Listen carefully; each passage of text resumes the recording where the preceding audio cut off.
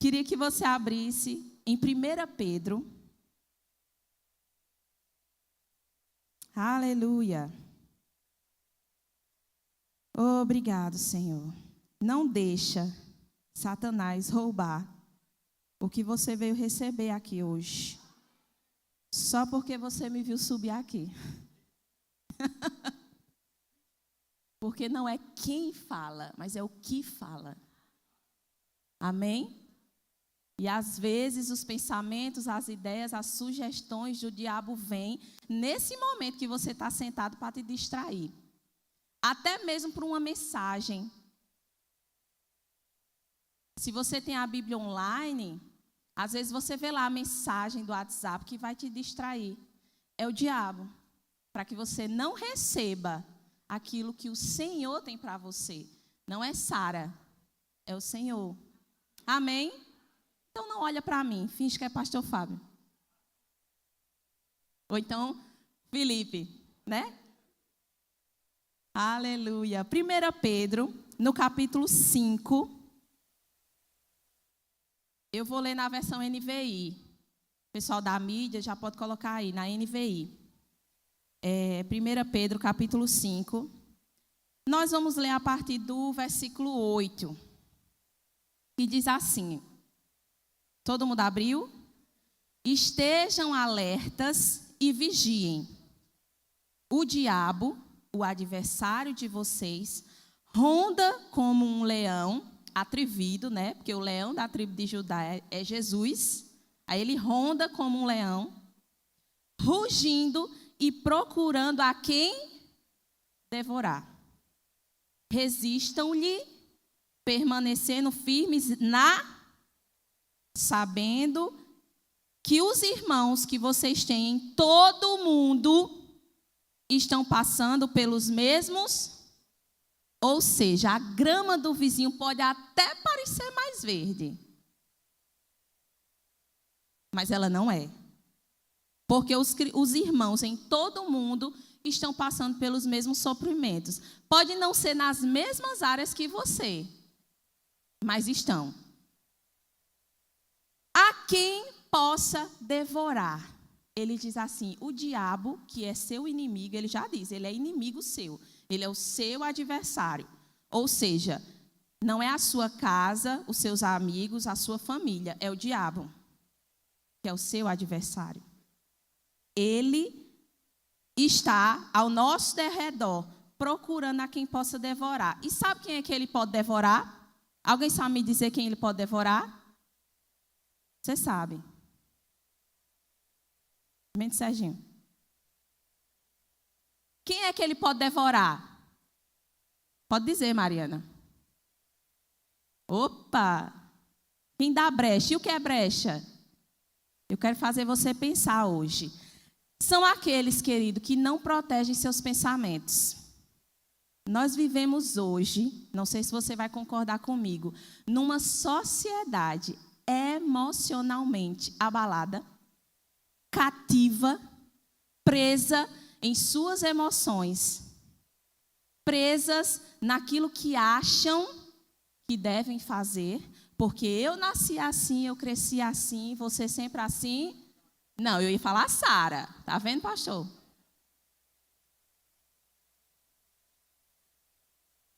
Pessoas chatas. Não, mas eu sou assim. Mas deixa eu te dizer uma coisa, com Deus, você precisa ser como Jesus.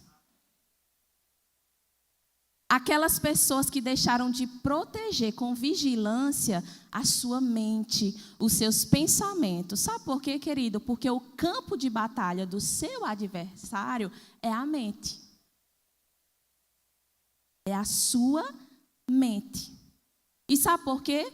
Porque quando nós nascemos de novo, o nosso espírito ele é recriado, mas a nossa mente e o nosso corpo, eles permanecem do mesmo jeito. Alguém aqui cresceu algum centímetro quando se converteu? Não, eu depois que fui mãe, o pé aumentou. Não sei o que é isso, de Carol diminuiu, não foi o meu, aumentou. Mas quando você nasce de novo, querido, só o seu espírito é recriado. E aí, como Satanás ele não pode mexer no seu espírito, ele vai em algo que não é renovado na sua mente. Então, nós vemos aqui nessa passagem de 1 Pedro que ele é o nosso adversário, está ao nosso derredor, procurando a quem possa, quem ele pode tragar. Agora eu quero que você abra lá em Gênesis. E eu quero te mostrar um exemplo. Gênesis, no capítulo 3. Aleluia. Você gosta de ler a Bíblia? Glória a Deus. Que coisa boa. A gente vai ler Gênesis 3 todo. Estou brincando. No versículo 1. E nós vamos ver nessa passagem um evento que ele vai estabelecer um precedente. E o que é um precedente, Sara? Um precedente é algo que aconteceu antes e serve como exemplo, modelo para algo que vai ocorrer depois. E diz assim, no versículo 1.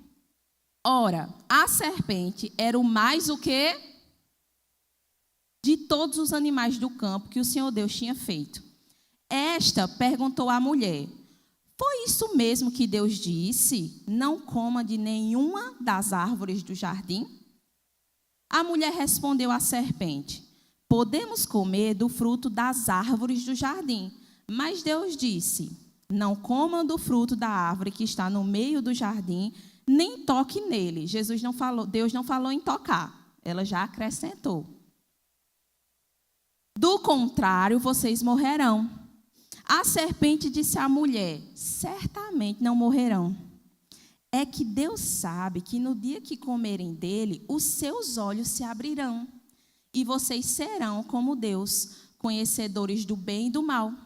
Quando a mulher viu que a árvore era boa para alimento, atraente aos olhos e desejável para dela se obter sabedoria, tomou do fruto e comeu, e também deu ao seu marido que estava com ela, e ele comeu. Então, nós vamos observar aqui o método como Satanás age. Você percebe em Eva medo? Ela estava com medo quando a serpente a abordou? Não, tinha ausência de medo. Ou seja, o diabo, querido, ele não vai chegar com chifre para você. Ele vai chegar sutilmente, fazendo o quê? Pensamentos, ideias e sugestões na sua mente. Para que você, como Eva, fique, puxa, é mesmo, essa árvore, aquilo que ela não pensava antes, ela começou a pensar. É mesmo, ser conhecedor do bem e do mal. Será? Também acho que a gente não vai morrer. E ela começou a alimentar aquele pensamento.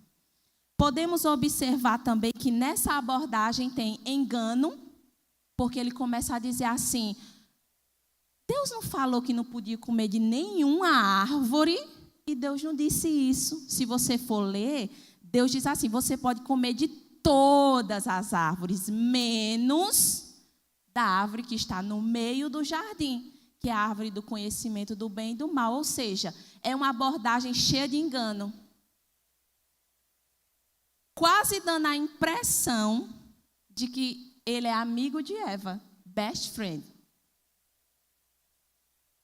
Agora eu quero que você abra lá em Lucas. A abordagem a Eva foi um precedente, lembra? Agora eu quero que você veja outra abordagem. Lucas,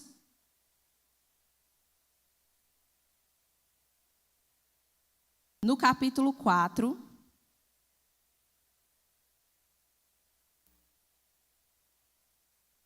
E essa passagem aqui eu quero ler na versão NVT.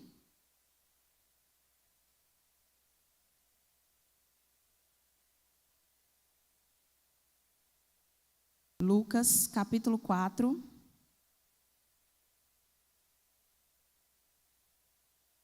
A partir do versículo 1, diz assim: Jesus, cheio do Espírito Santo, voltou do Rio Jordão e foi conduzido pelo Espírito no deserto, onde foi tentado pelo diabo durante quantos dias? E às vezes a gente com já fica molenga das pernas. Não consegue resistir e cede à tentação. Onde foi tentado pelo diabo durante 40 dias. Não comeu nada durante todo esse tempo e teve o quê? Fome, obviamente, né? Então o diabo lhe disse: se você é o filho de Deus, se você é o filho de Deus, lançando dúvidas, ordene que essa pedra se transforme em pão. Jesus, porém, respondeu: as Escrituras dizem, uma pessoa não vive só de pão. Então o diabo o levou a um lugar alto e num momento lhe mostrou todos os reinos do mundo. E disse: eu lhe darei a glória destes reinos e a autoridade sobre eles, pois são meus. E de fato, isso era verdade, e é. E posso dá-los a quem eu quiser, disse o diabo. Eu lhe darei tudo se me adorar. Jesus respondeu: as Escrituras dizem, adore o Senhor, seu Deus, e sirva somente a Ele. Então o diabo o levou a Jerusalém. Você percebe que é o diabo, o levou até o ponto mais alto do templo e disse: se você é o Filho de Deus, de novo, se você é o Filho de Deus, salte daqui. Pois as Escrituras dizem, como é que é? O diabo está citando as Escrituras. Ele ordenará a seus anjos que o protejam. Eles o sustentarão com as mãos para que não machuque o pé em alguma pedra. Jesus respondeu: as Escrituras dizem, não ponha à prova o Senhor seu Deus. Quando o diabo terminou de tentar Jesus, deixou até que surgisse outra oportunidade. Então a gente vê aqui que é a mesma abordagem que ele fez com Eva. Só que diferente de Eva, Jesus ele usou aquilo que ele sabia, que era o quê? A palavra. Então quando nós somos tentados pelo diabo com pensamentos, ideias e sugestões, o que nós estamos fazendo? Como nós estamos agindo? Como Eva ou como Jesus? Quanto conhecimento você tem para quando o diabo vir tentar você, você possa resistir?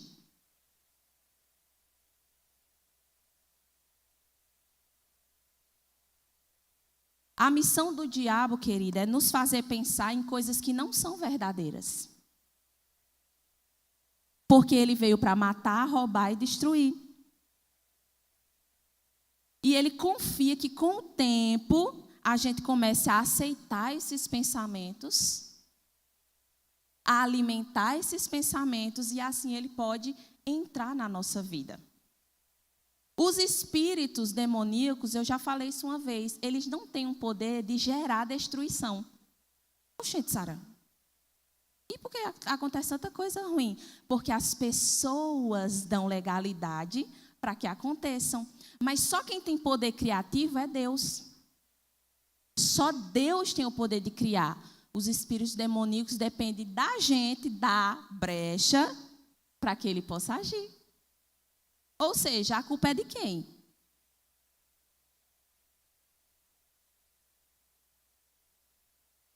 Sabe por quê, querida? Eu vou lhe dizer uma coisa. Tem muitas pessoas que dão poder demais ao diabo. 2 Coríntios, Paulo fala, eu não posso confiar, né? Desconsiderar os ardis do diabo. Mas ele já é um inimigo vencido. Ele já está debaixo dos seus pés. Então, se ele é um inimigo vencido, está debaixo dos meus pés, Jesus já derrotou ele na cruz, Por que é depois que a gente nasceu de novo, que a gente é cristão, depois de 20 anos, 30, 40, 50, tem algumas áreas da nossa vida que a gente ainda está sendo derrotado? Colossenses 1,13, você não precisa abrir, diz assim, ó. Ele nos libertou do império das trevas e nos transportou para o reino do Filho do seu amor, do qual temos o quê? Redenção e remissão dos pecados. Ou seja, uma vez que nós nascemos de novo, Satanás não tem nenhum tipo de legalidade sobre a nossa vida, sobre o nosso corpo, sobre a nossa família, sobre o nosso negócio, sobre a nossa casa. Ele não tem. A não ser que nós demos a legalidade a ele. Mas ele não tem. Se você nasceu de novo, o diabo não tem nenhum tipo de legalidade sobre você. Ele não tem legalidade para te controlar. Porque nós não somos mais dele. O sangue de Jesus já nos lavou, já nos redimiu. E eu queria te indicar esse livro, ó, Armado para o Combate, de Rick Renner. E ele dá um exemplo aqui de um amigo que tinha uma cabra. Eu acho que eu já dei esse exemplo aqui, porque eu já li esse livro 300 vezes. Esse amigo tinha uma cabra e a polícia ligou para ele para dizer, ó, tua cabra fugiu e mataram ela, atropelaram ela. E aí, quando ele chegou lá, a cabra realmente estava encostada no canto, mas quando ele foi pegar ela, ele viu que ela não estava morta, que ela estava viva, só que ela estava amarrada. Ela foi roubada, amarraram ela e jogaram ela. E aí ele desamarrou as patas e bateu no lombo dela assim e disse, levanta. E a cabra ficou lá. Ele olhou assim e fez, levanta. E aí ele observou que as patas da cabra ainda estavam na posição como se ela ainda tivesse amarrada. Ela ficou lá, estatalada, mas ela estava solta. E aí ele levantou a cabra e disse assim, ei, levante. Aí a cabra percebeu que não estava mais amarrada. Bé. E saiu. É bé, faz, pronto, aí saiu.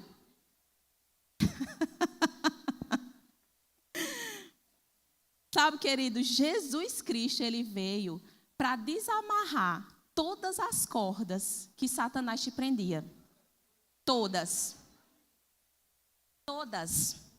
Mas às vezes, e eu não estou chamando você de cabra, nem lhe comparando a uma. Mas às vezes a gente está como aquela cabra. Comparei agora, não foi? Jesus já me libertou, mas eu fico lá como se eu ainda fosse preso.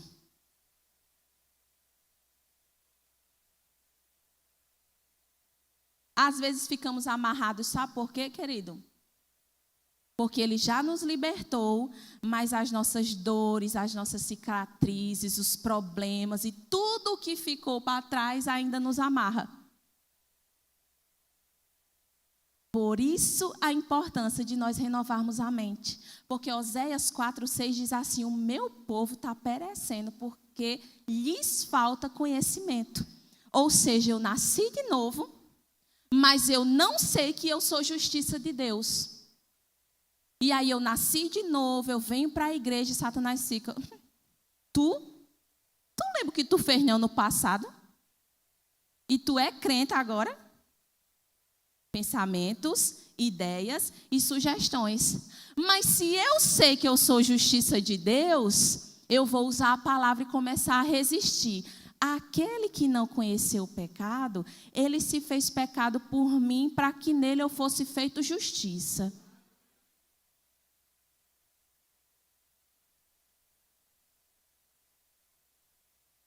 Aí o diabo pega e começa a dizer assim, o Senhor é o teu pastor, não é? Nada tu vai ter falta, mas se tu tirar os 10% vai ter. Usando a palavra. tentando nos enganar. Mas aí eu conheço a palavra, eu renovo a minha mente, aí eu digo assim: honra o Senhor teu Deus com todas as tuas primícias. E o que vai acontecer? Transbordarão. E de fato, o Senhor é o meu pastor e de nada eu vou ter falta. Sabe, queridos, são pequenas coisinhas que não acontecem na igreja, acontecem no seu dia a dia, no seu trabalho. E aí, algumas áreas nós andamos em derrota, porque nós não estamos renovando a nossa mente adequadamente. E utilizando a palavra para resistir ao diabo. Se o diabo, ele puder dominar sua mente, ele vai afetar a forma como você pensa. Raciocina comigo. Se ele vai afetar a forma como você pensa, ele vai afetar a forma como você crê. E ele vai usar a palavra.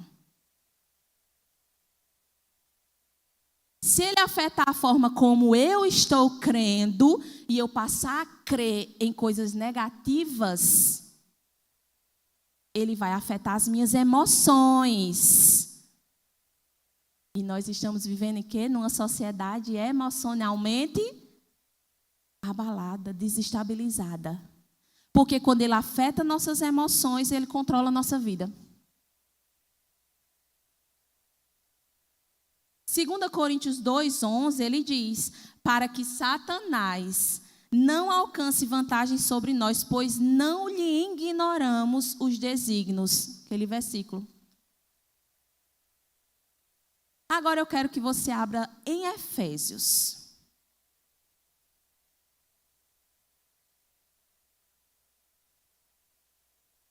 Efésios, capítulo 6. Eu vou ler na NVI.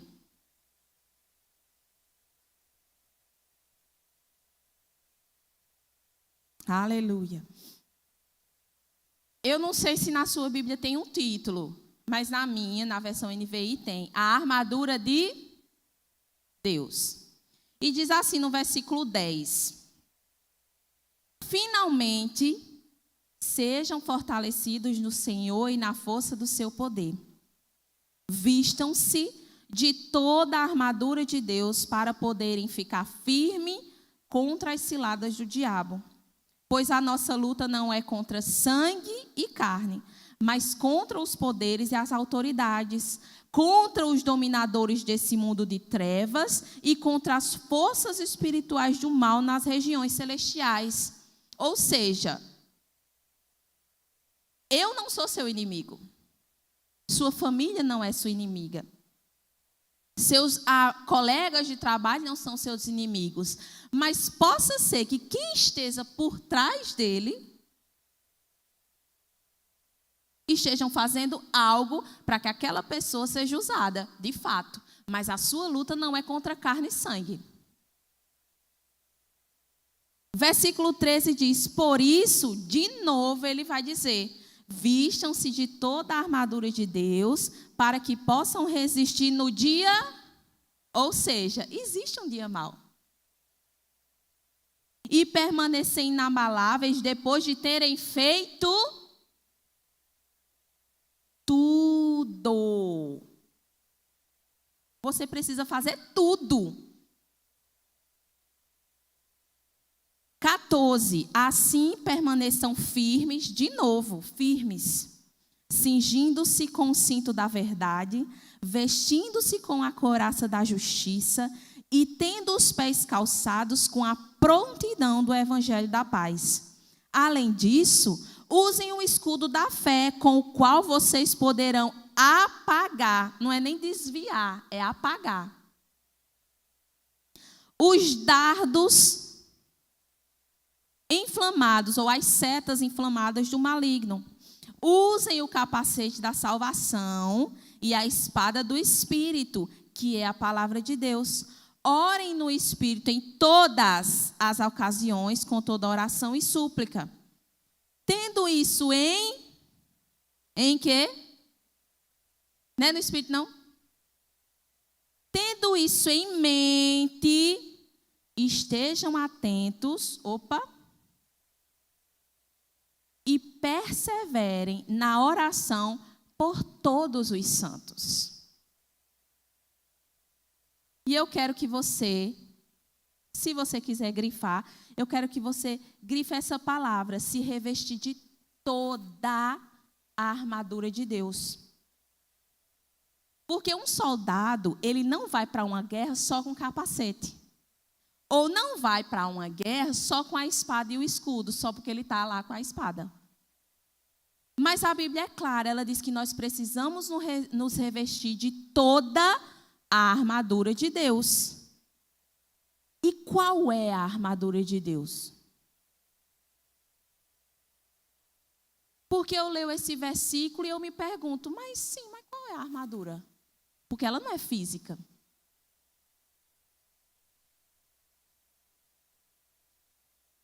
Qual é a armadura de Deus? O que é a armadura de Deus?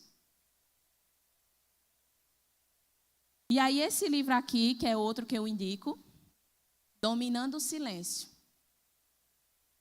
de Doug Jones. Eu também já li várias vezes.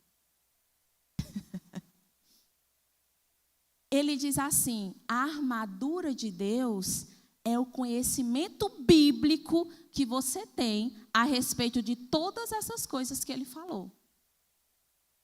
Porque se eu nasci de novo e eu sou salvo, por que eu tenho que me revestir de salvação todos os dias?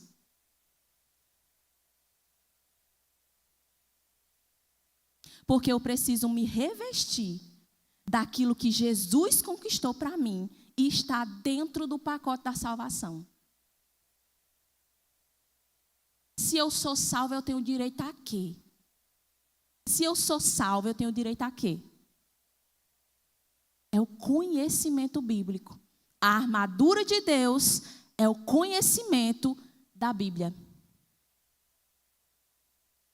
A Bíblia é clara quando nos diz que nós devemos nos revestir de toda a armadura. E aí, no versículo 10, Paulo diz assim, finalmente. Algumas versões dizem assim, ademais, irmãos. E essa palavra finalmente, ela foi extraída de uma expressão grega que significa tou loipou, que é melhor traduzida por quanto ao mais, em conclusão ou em suma. E essa expressão grega, querida, ela é usada em alguns manuscritos gregos daquela época para retratar algo que ela é tão extremamente importante que é mantido no final do escrito. Assim, o leitor ele vai ser capaz de se lembrar do que está no final, mesmo que ele não se lembre do que leu antes. Entendeu? É essa expressão. A palavra finalmente, ela traz a ideia de quê, então? Finalmente, irmãos. Em conclusão, eu, Paulo, guardei a questão mais importante para o fim. E eu quero que isso se destaque na sua mente. Se revestir da armadura de Deus.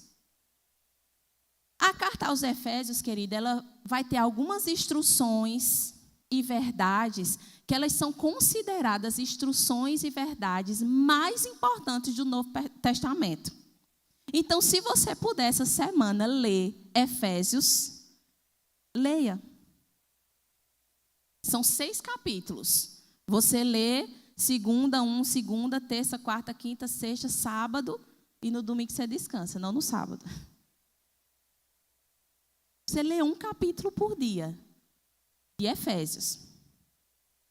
E aí, essa epístola, essa carta, ela é cheia de verdades da visão de Jesus Cristo, de nós como igreja, de nós mesmos como pessoa e também, querido, da posição de derrota do diabo. Aí eu fiz um resumo para você. Olha como eu sou boazinha. Você pode tirar foto.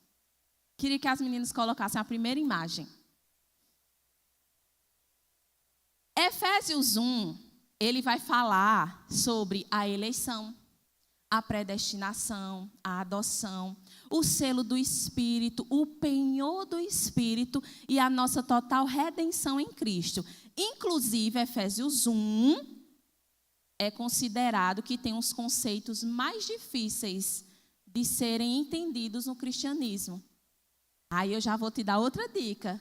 Quando você lê, se você ficou com alguma dúvida, você procura os seus pastores ou a equipe doutrinária.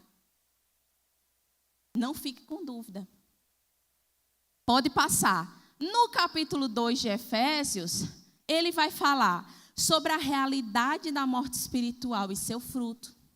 Vai falar sobre a intervenção da rica misericórdia de Deus, a doutrina da graça versus as obras do homem, a obra redentora da cruz e o fundamento dos apóstolos e dos profetas na igreja no Novo Testamento. Olha que rico Efésios. Se você nasceu de novo, lê Efésios.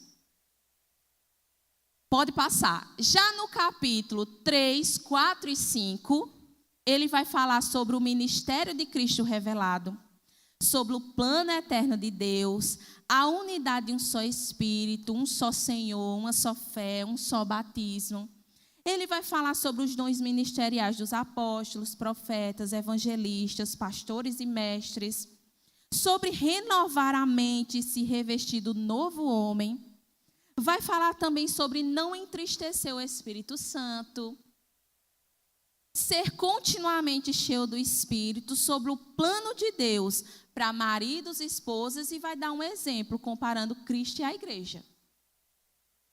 Aí em Efésios 6, ele vai dizer, finalmente,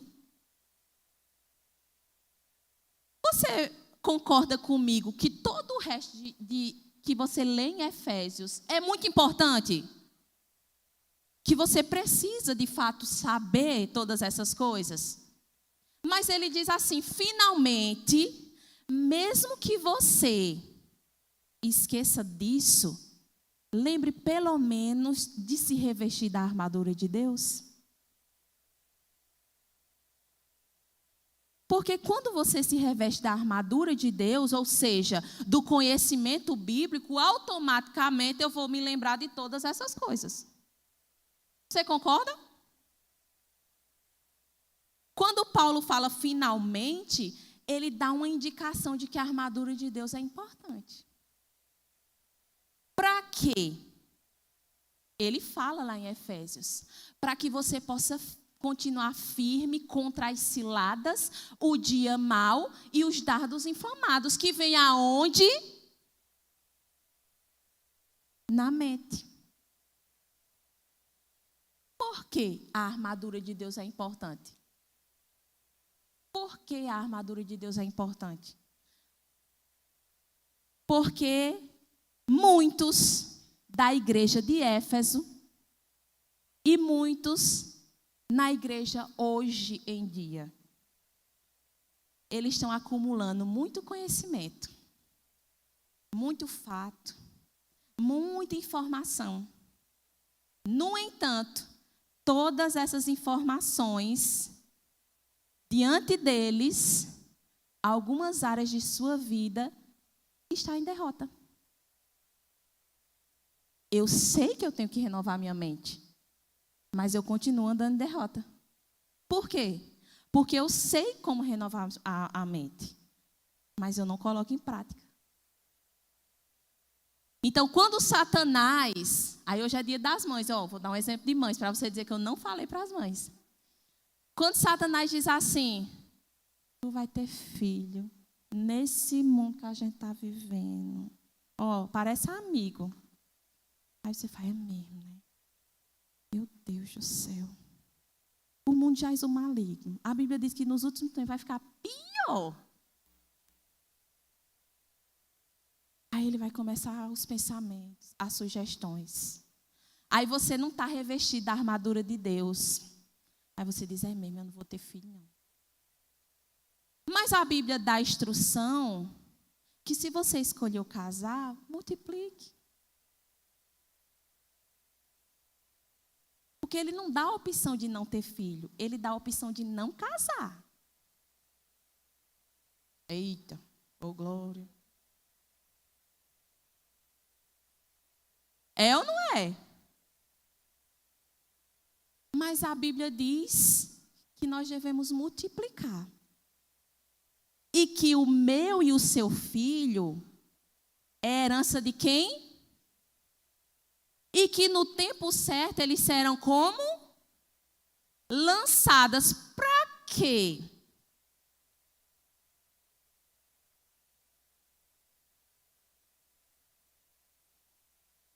Então você, mãe, nós, mães, precisamos estar revestidos da armadura de Deus. Porque a gente vai resistir declarando: o meu filho é a herança do Senhor. No tempo certo, ele vai ser lançado para destruir as obras do... E faz igual Jaqueline da conferência de oração. Cão dos infernos. Você já fez sua inscrição da conferência de oração? Corra. No meu filho você não toca. Mas como é que eu vou fazer declarações sobre a vida dos meus filhos se eu não me revisto da armadura de Deus, do conhecimento bíblico? E eu não estou falando, querido, que você precisa saber de cor salteado os versículos, não. Porque eu não sei. Mas bota lá pregado na parede. O que é que você quer para o seu filho, para a sua filha? O que é que você quer para a sua casa, para o seu casamento, para o seu trabalho? Bota lá pregado, tem vários versículos. É de cura que você precisa? Bota lá. Ele levou sobre si as minhas dores e enfermidades. Aí quando Satanás diz assim, ih, ó, a garganta está coisando aí, ó, tá. Aí ele lança o pensamento, ó, tua garganta está arranhando. Aí você pega e fala, ninguém nunca fez isso. Ai, acho que eu vou gripar. Aí ele, opa, peguei, vai, gripa. E realmente você gripa. Então, quando você sentir a sua garganta arranhando, aí você diz assim, ele levou sobre si as minhas dores e enfermidades. Eu sou curada, eu sou curada, eu sou curada. E esquece. Você vai ver, no outro dia sua garganta nem vai estar arranhada. Pequenas coisinhas que na nossa vida cotidiana nós estamos sendo derrotados. Efésios 4, 25 ao 31, eu acho que é a próxima imagem. Paulo vai identificar alguns problemas nessa igreja de Efésios, que tinha um conhecimento doutrinário espetacular. Olha os problemas, é crente, viu? Olha os problemas que Paulo identifica. Está bem pequenininho, né? Deixando a mentira de lado, fale cada um a verdade com o seu próximo. E crente mente. Não se ponha o sol sobre a sua ira. Ninguém se ira aqui, né? Não deis lugar ao diabo. E crente dá lugar ao diabo. Aquele que furtava, não furte mais. É roubo. Crente rouba, é. Não sabia disso, não. A igreja de Éfeso. Não saia da vossa boca nenhuma palavra torpe. Não entristeçais o Espírito Santo de Deus. Longe de vós toda amargura, cólera, ira, gritaria. Não é falar alto, não. É gritaria mesmo, assim, de briga, de discussão.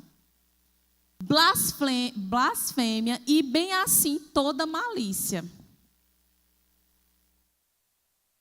Olha os problemas que a igreja de Éfeso, com todo o conhecimento doutrinário que tinha, é considerada uma das igrejas espetaculares. Olha os problemas. Sabe por quê? Porque não estava se revestindo da armadura de Deus nas pequenas coisinhas. Ó, isso aqui, eu acho que é de fulano, mas se tu pegar, ninguém vai ver. aquele que furta, não furta mais.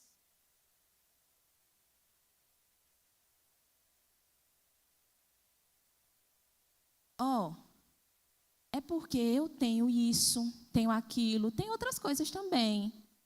Mas é mentira. Aquele que mente, não minta mais. Pequenas coisinhas. Ai, meu Deus, eu estou morrendo de fome. Isso é mentira. Porque você não está morrendo. Você está com fome. Deus, eu estou morrendo de calor. Não, você está com muito calor. É mentira isso, sabia? Oxe, eu não sabia não, Sara, que isso era mentira não. É, aquele que minta, não minta mais. Aí eu te faço algumas perguntas. Quando você lê Efésios 4, parece que Paulo está falando com uma igreja super vitoriosa? Mentira, roubo, gritaria. Parece que Paulo está falando com crentes vitoriosos que ele ainda precisa dizer, não mente não. Você está no seu trabalho. É o seguinte. Aqui tem 10 peças. Mas a gente só vai mandar 9. Mas lá na Recife tem 10.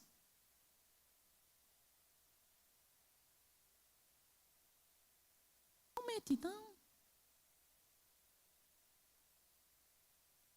Pequenas coisinhas. Pensamentos, ideias, sugestões que estão nos fazendo andar em derrota. E sabe, querido, deixa eu te dizer uma coisa. Muitas das vezes estão fazendo você paralisar e não alcançar aquilo que Deus já te deu. E aí você fica se perguntando, mas por quê? E a promessa? Por quê? Só precisava de um posicionamento. Se revestir de toda a armadura de Deus. Aí agora eu quero que você coloque a próxima imagem. Quando Paulo fala, finalmente, irmãos, mesmo que você esqueça das outras coisas, lembre disso. E aí, eu tirei da parte do capítulo 6, do versículo 13 ao 17, toda aquela parte que fala da armadura do soldado, porque às vezes a gente se detém àquela armadura do soldado e esquece qual é a armadura de Deus. Portanto, tomai toda a armadura de Deus para que possais resistir no dia mau e depois de terdes vencido tudo, permanecer inabaláveis. Estais, pois, firmes com a verdade e da justiça, com a preparação do evangelho da paz, a fé, com o qual podereis apagar todos os dados inflamados do maligno. Tomai também a salvação e a palavra de Deus. Essa é a armadura de Deus. A verdade, a justiça, o evangelho da paz, a fé, a salvação e a palavra de Deus. Ou seja, eu tenho que ter conhecimento bíblico sobre essas coisas.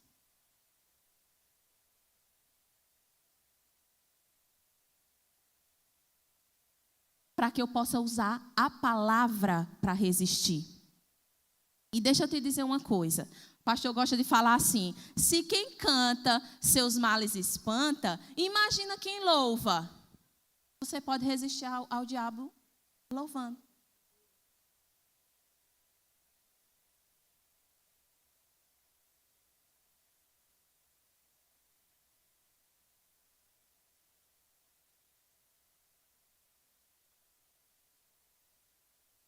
Mas você precisa também saber o que louvar. Porque possa ser que você esteja louvando. Deus me deu. Deus também tomou. Bendito seja.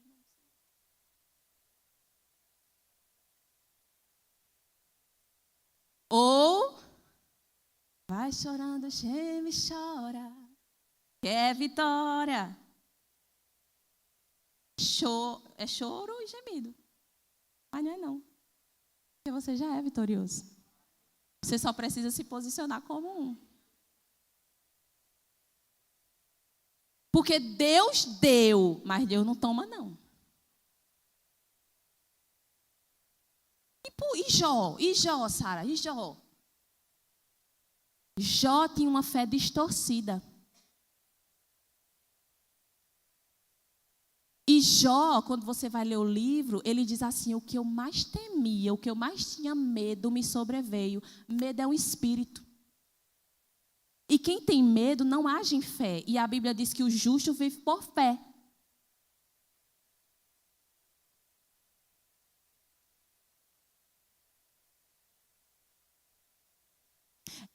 Jó tinha tanto medo que toda vez que seus filhos iam festejar, no outro dia ele fazia sacrifício, com medo dos filhos ter blasfemado contra Deus. E no final, quando você vai ler, ele diz assim: eu te conhecia só de ouvir falar. E muitos cristãos hoje estão ouvindo isso que eu estou falando e amanhã vai estar do mesmo jeito, só de ouvir falar. Mas você precisa conhecer de com Ele andar. E como é que eu ando com Deus? Praticando sua palavra, se revestindo da armadura de Deus. Isaías 61:10 diz assim: Ele me vestiu com veste de salvação e me cobriu com um manto de justiça. Quando Satanás quiser te condenar por erros do passado, mesmo depois de você nascer de novo, você vai dizer assim: nenhuma condenação há. Sou discípulo do pastor. Para quem está em ti, Jesus. Ninguém sabe? Misericórdia. Pois a vida coberta pelo sangue, é certo que provas virão. É o dia mau, é as ciladas investidas do vil tentador, mas nenhuma condenação há para quem está. E eu tenho um amigo que ele diz assim, que se você for desafinado, Satanás vai mais rápido.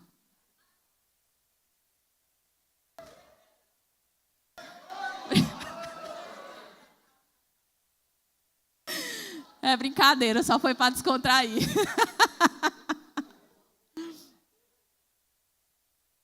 E sabe o que é que a Bíblia diz também?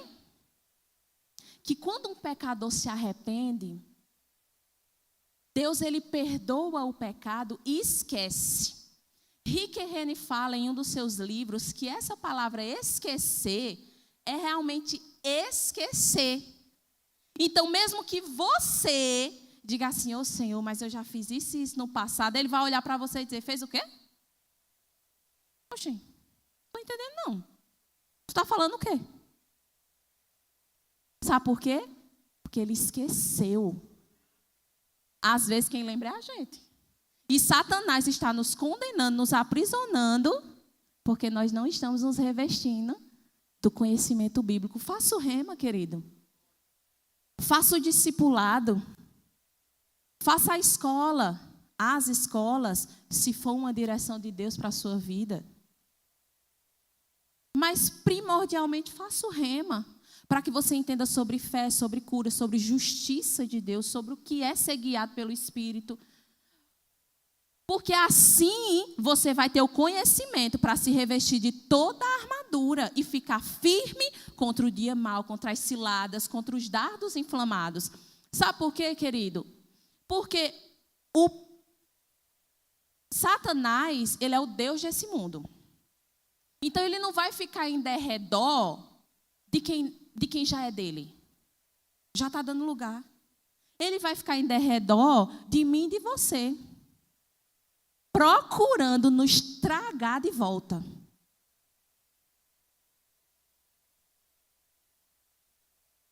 E é por isso que ele está mexendo nas emoções das crianças, dos adolescentes. Crianças, querido, crianças viciados em pornografia.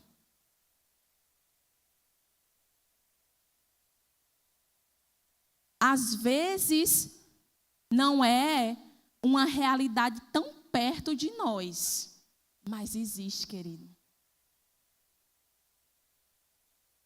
A gente teve uma reunião na escola de Helena com uma psicóloga.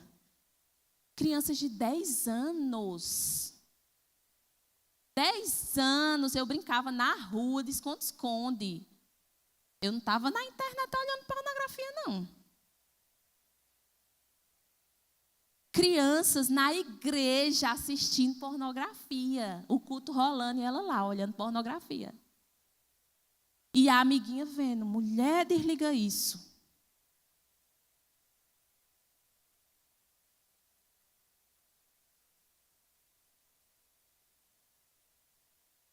Revista-se da armadura de Deus. Revista-se da armadura de Deus. Você, mãe, existe um poder nas suas palavras com o seu filho, com a sua filha. Ele não é do diabo. Não declara quando ele bagunçar e diz assim, ô menino, como tu é desobediente. Porque você já está declarando que ele é desobediente. Mas você vai dizer assim, minha filha, não faça isso não, você é uma menina obediente. Olha como é diferente. Você é cheia do Espírito, você é paciente. Você é amorosa. Helena fala isso. Mas como é que você vai ensinar para o seu filho se você não tem o conhecimento? Vai ensinar o que para ele? Eu quero que você, para finalizar, eu quero que você abra lá em 2 Coríntios. 2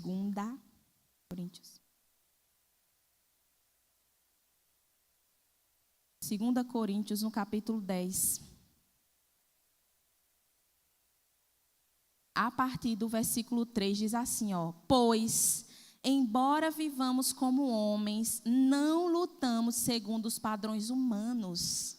As armas com as quais lutamos não são deste mundo, mas poderosas em Deus para destruir fortalezas. Aonde estão essas fortalezas? Na nossa mente. Destruímos argumentos e toda altivez que se levanta contra o conhecimento de Deus. E levamos cativo o quê?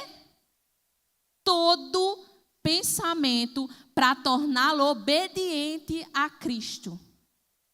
O tempo de vida de um pensamento, ele é determinado pela quantidade de atenção que ele recebe.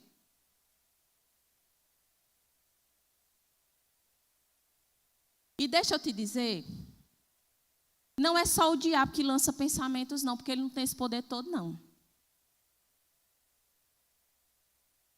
Satanás, querido, lá em Isaías 14, 2, 17, ele viu Deus e em seu coração ele desejou ser maior do que Deus e colocar o seu trono acima do de Deus. Aí eu te pergunto, quem lançou o pensamento?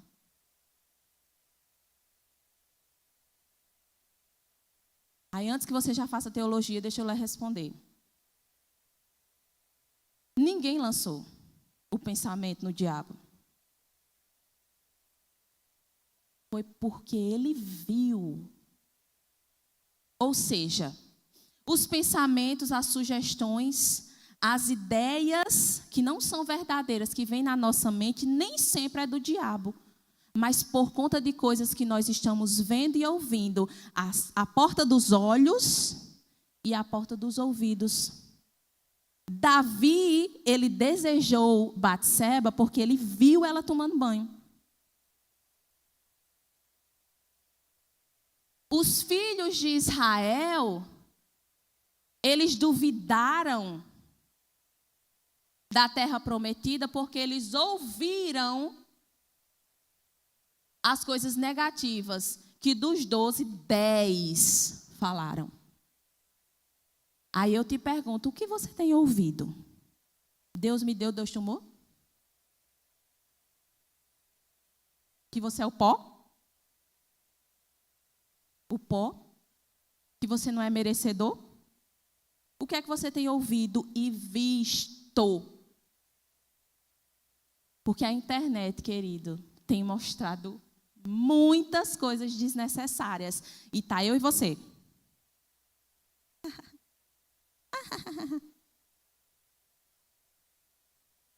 Faz um teste. Fica um dia sem mexer em rede social. Automaticamente, o seu pensamento faz assim, quando você está sem fazer nada ou até mesmo fazendo alguma coisa. Deixa eu ver aqui o negócio. Eita, mas eu vou ficar sem rede social. Daqui 5 minutos vai de novo. Deixa eu ver aqui o negócio. Eita, mas eu estou sem rede social. Eita, peraí. Deixa eu ver aqui o negócio. Se você se propuser a ficar sem e isso acontecer, é sinal de que você está viciado.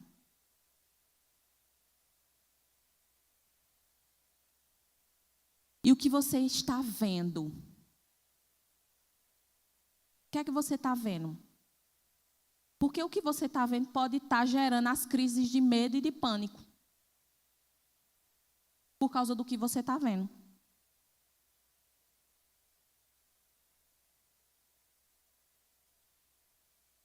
Se você está desejando outra mulher que não seja a sua esposa, tenha cuidado no que você está vendo.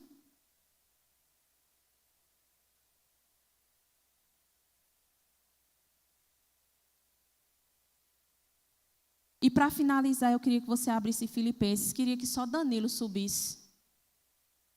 Filipenses, no capítulo 4.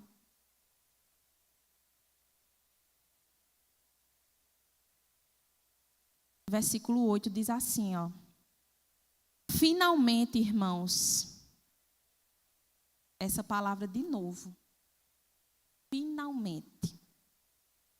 Pensem em tudo que for verdadeiro, tudo que for digno de respeito, tudo que for justo, tudo que for puro, tudo que for amável, tudo que for de boa fama, em tudo que houver alguma virtude ou algum louvor.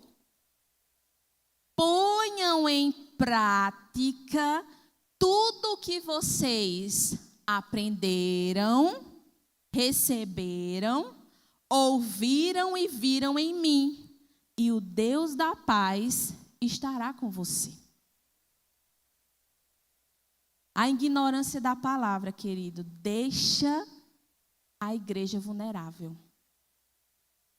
Porque o povo perece quando não tem conhecimento, mas a verdade, ela liberta.